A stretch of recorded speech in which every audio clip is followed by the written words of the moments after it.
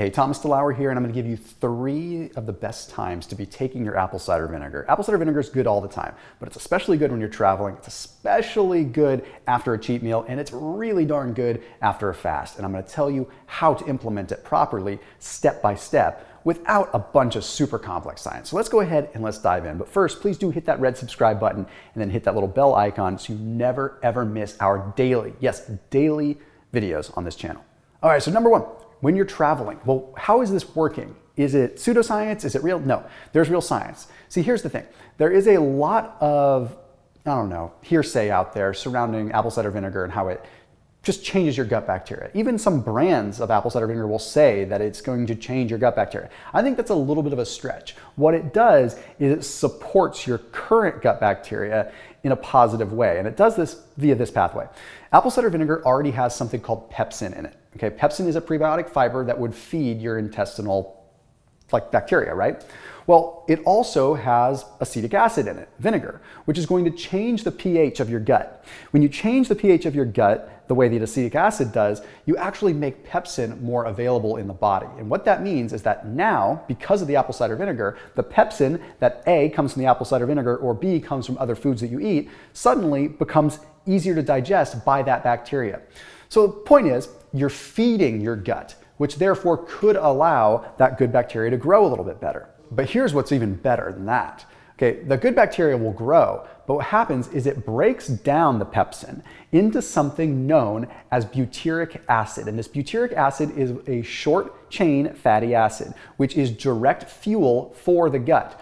So more importantly than feeding your bacteria, it heals your gut, because you break it down into a specific fatty acid that just so happens to fuel the cells of the gut, helping them heal up more. So what does this have to do with traveling though?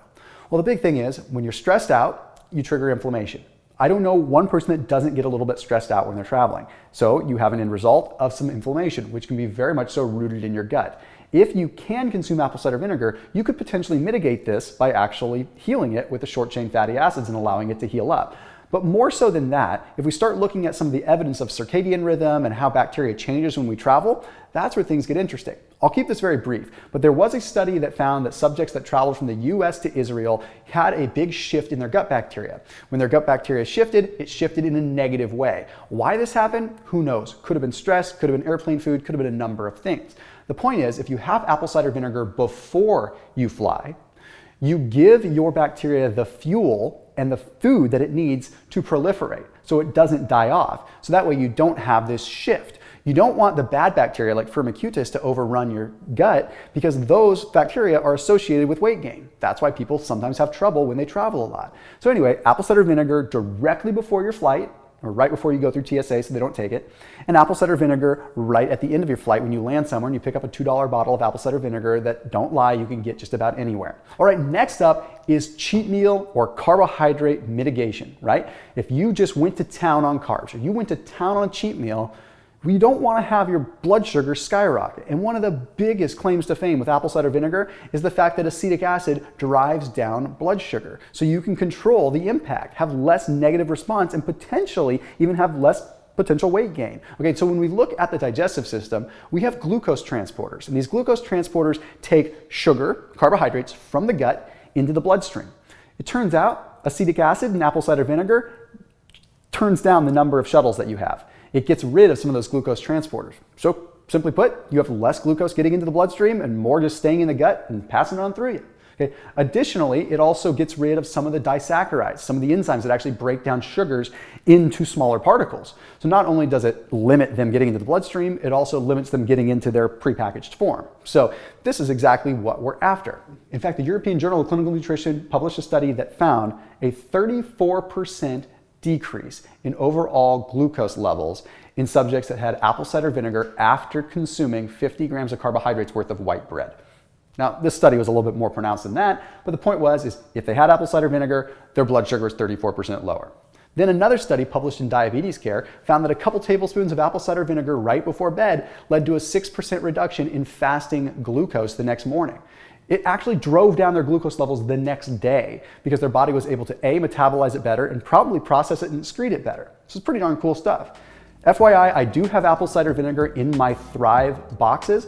Thrive is an online membership-based grocery store. They're a big sponsor of this channel, so thank you to them. But I put a link down below if you want to check out what they've got. So I've been able to assemble keto boxes, fasting boxes, thyroid support boxes, everything, so that you can be able to get things that I would get at the grocery store. So I have a bunch of other gut health things and everything like that in the box.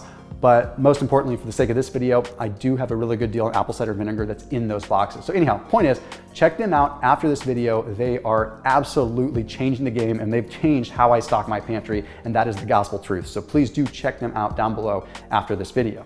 Now we move on to the next one, which is fasting. It is awesome to be able to use apple cider vinegar when you fast, and guess what? No, it won't break your fast. Here's where I get to get nerdy on fat loss, all right? The Journal of Agriculture and Food Chemistry published a study that discovered that when you have acetic acid in a fasted state, it upregulates a really cool receptor protein that I am presently obsessed with called PPAR alpha. PPAR alpha is a receptor protein that normally gets activated when you are in a fasted state because you're liberating fatty acids into the bloodstream. So it gets activated.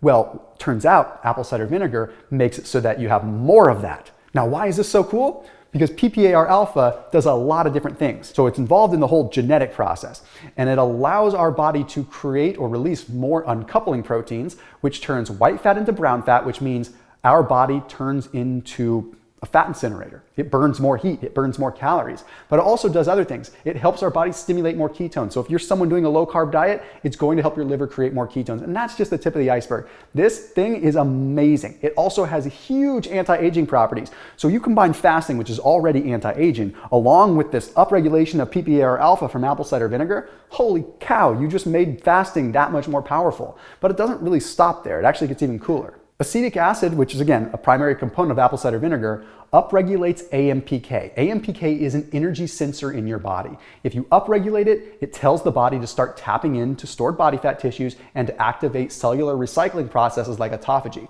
So indirectly, apple cider vinegar could make your fast more restorative. That's super cool. But then one more cool thing, it turns down AMPK in your brain, which means that you're going to be less hungry. So your body becomes hungry, so it burns its own fat, but your brain is not hungry. So it just, I don't know, lets you just chill and enjoy your fast. Apple cider vinegar is epic with all these things, and that's why I'll probably talk about it more in the future. See you tomorrow.